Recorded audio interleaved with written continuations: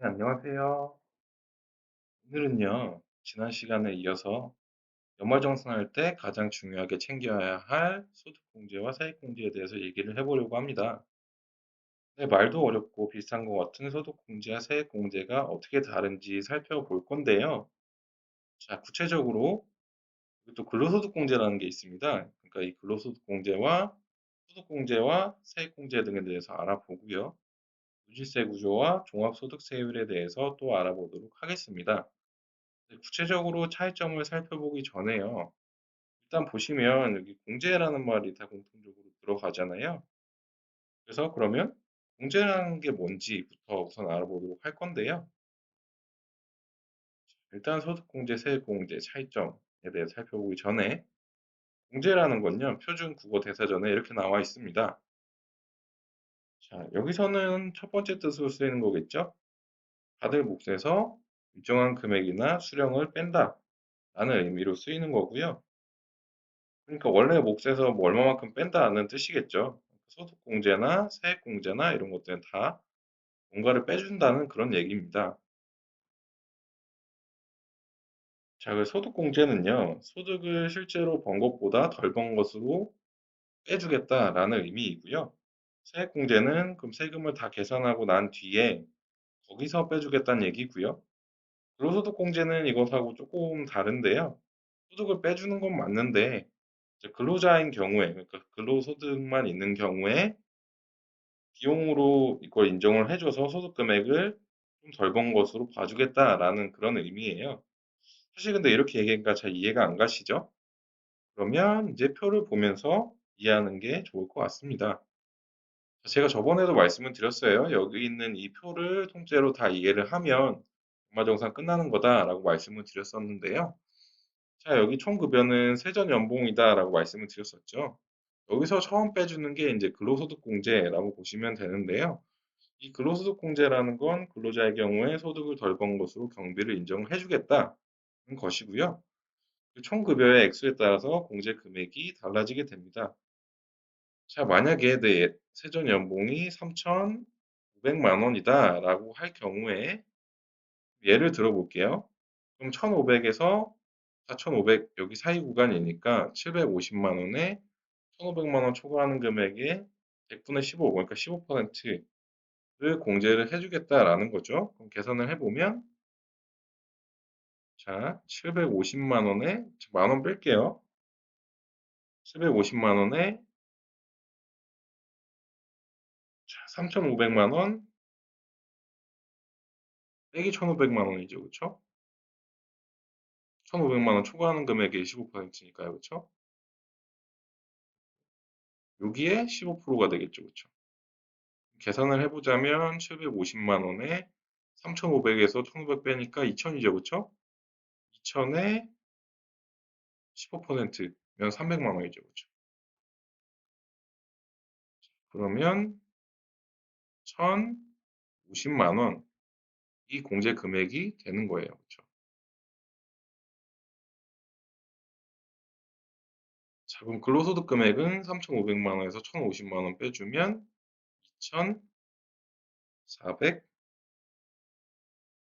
2,450만 원 이렇게 되는 거죠. 그렇죠? 그러면 내가 근로자이니까 근로자로서의 소득 금액은 2,450만 원 여기서부터 시작한다고 보시면 돼요. 자, 내가 3,500을 벌었지만 내가 근로자이기 때문에 2,450만 원 번 거다. 여기서부터 세금 계산을 한다라고 보시면 되는데요. 소득공제라는 건 여기 보시는 인적공제부터 해서 연금보험료공제, 특별소득공제, 그 밖에 소득공제 여기를 다 합쳐서 이제 소득공제라고 하는 거예요. 자, 각각의 항목들에서 이제 공제를 많이 받을수록 좀 과세표준을 줄일 수 있게 되는데요. 그럼 이게 줄어들겠죠, 그쵸? 저기서 이걸 많이 빼주면. 근데 이게 중요한 게 뭐냐면요. 우리나라는 누진세 구조를 가지고 있어요. 자, 밑에 다른 부분들은 조금 이따 다시 설명을 드리고요. 그러면 누진세가 뭔지 좀 보면요. 자, 누진세라는 건요. 소득 금액이 커질수록 높은 세율을 적용하도록 정한 세금인데요.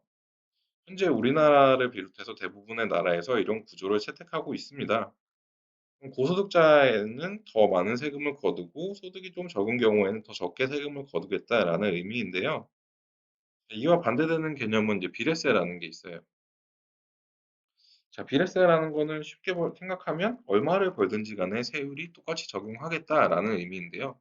예를 들어 뭐 세금이 10%다라고 할 경우에 내 소득이 1,000만 원이에요. 그러면 10%에서 100만 원 세금을 내라는 얘기고요.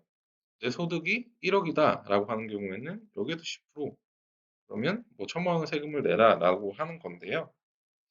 자, 현재는 이런 비례세를 적용하는 나라는 거의 없고요. 이렇게 소득에 따라서 누진세 구조를 적용하게 됩니다. 자, 누진세를 적용한 우리나라의 종합소득세율은 보시는 바와 같이 이런 식으로 되어 있는데요. 자, 이렇게 과세표준 금액에 따라서 세율이 달라지게 되는 거죠. 자, 그럼 예를 들어 뭐 내가 소득이 3,500이다라고 하면 여기겠죠, 그쵸? 사실 소득이 아니라 과세표준이 정확한 얘기인데요. 자, 그럼 15%다 이렇게 되는 거죠. 그럼 내가 뭐 연봉이 한 7천쯤 된다. 그럼 과세표준이 예를 들어 뭐 한 5천이다라고 하면 여기겠죠, 그쵸?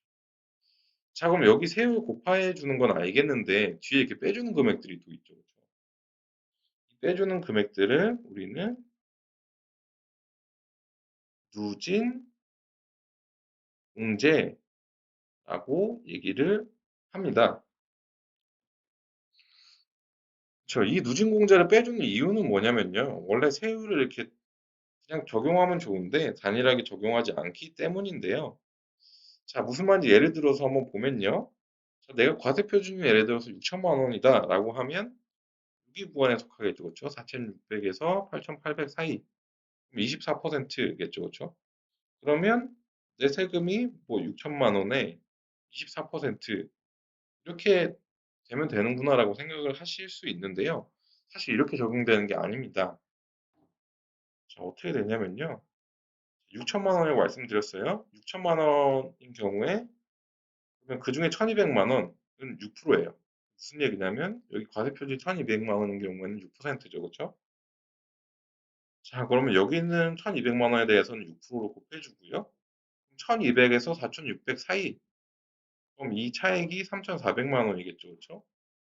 이 3,400만 원에 대해서는 또 15%를 곱해 줍니다. 여기 15%죠. 그렇죠? 다음 구간은 24%네요. 자, 그러면 여기 6천만 원이기 때문에 이게 총 해서 6천만 원이다라고 말씀을 드렸어요.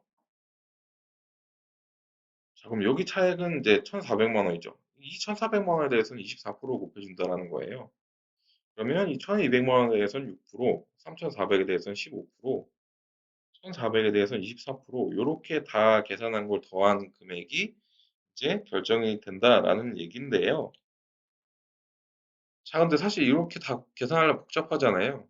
이렇게 계산이 되지 않도록 이제 간편하게 만들어 놓은 게 누진공제라는 거죠. 자, 그래서 과세표준이 6천만 원이다라고 할 경우에 그러면 여기니까 6천만 원 24% 곱해준 다음에 요 금액을 빼주면 된다라는 얘기예요. 아까 다 쪼개서 따로 더한 금액이랑 같게 나오도록 계산이 되어 있는 거고요. 그래서 종합소득세율은 이런 식으로 계산이 돼요. 자, 이렇게 누진세 방식으로 계산이 되기 때문에 과세표준을 줄일수록 더 낮은 세율을 적용받게 된다라는 부분을 이해가 가시죠, 그쵸? 그렇기 때문에 과세표준을 줄일 수 있는 소득공제에 더 많은 신경을 쓰셔야 되는 거겠죠. 자, 그러면 다시 표로 넘어와서요. 그러니까 총 급여에서 근로소득공제 빼줘서 근로소득 금액이 나온다라고 말씀을 드렸고요. 뭐 옆에 있는 대로 다 계산을 한다라고 말씀을 드렸어요. 크게 신경 안 쓰셔도 돼요. 이건 알아서 계산이 되는 거기 때문에. 자, 대신에 말씀드렸던 것처럼 여기 있는 소득공제를 많이 빼줘야 과세표준이 줄어들게 돼서 세율이 낮아진다라고 설명을 드렸던 거죠. 자, 이렇게 해서 나오는 게 이제 산출세액이라는 건데요. 요 산출세액에서 이제 여기서 세액 공제를 해주는 거죠. 세액 감면이나 세액 공제를 이렇게 해주는 건데 여기서 이제 다 빼서 나오는 게 이제 결정세액이에요. 그 자세한 항목들에 대해서는 나중에 다시 설명을 드릴 거고요. 산출세액에서 세액 공제를 빼주면 결정세액이 된다. 이 결정세액이 내가 내야 될 세금, 내가 내야 된다고 결정되는 세금이라고 생각하시면 되는 겁니다. 자, 그래서 여기까지 쭉 살펴보면요. 그러면 소득공제와 세액공제 차이점이 뭐죠? 공제를 받아서 세율이 바뀌느냐 안 바뀌느냐의 차이점이겠죠. 그쵸? 공통점은요. 당연히 그냥 빼준다는 거죠. 그쵸? 그러면 이걸 많이 받을수록 내가 내야 될 세금이 줄어든다는 거고요. 그래서 사실 내가 이걸 연말정산을 하게 되면 다른 부분은 특별히 신경 쓰실 게 없어요. 소득공제와 세액공제를 신경 쓰셔야 되는 거고요. 이걸 많이 받을수록 내가 내야 될 세금이 줄어든다라는 부분이죠. 그쵸? 그러면 이 차이점에서 아까 말씀을 드렸다시피 소득공제와 세액공제 차이점은 세율이 바뀌는 거다라고 말씀을 드렸어요. 그러면 더 중요한 건 어떤 거죠? 소득공제겠죠. 왜냐하면 소득공제는 많이 받을수록 아예 세율이 바뀌어 버리기 때문에 더 많이 신경 쓰셔야 된다라고 알고 계시면 됩니다. 네, 오늘은 그래서요. 소득공제와 세액공제에 대해서 살펴보았고요. 이런 차이점이 어떤 것들이 있고 그래서 아까 근로소득공제도 잠깐 살펴봤었고 종합소득세율이 어떻게 적용되는지에 대해서 알아보았습니다. 그러면 다음 시간에는요. 소득공제를 그럼 구체적으로 어떤 항목들이 있는지 어떻게 챙겨야 되는지 그 방법들에 대해서 하나씩 살펴보도록 하겠습니다. 네, 다음 시간에 또 만나요.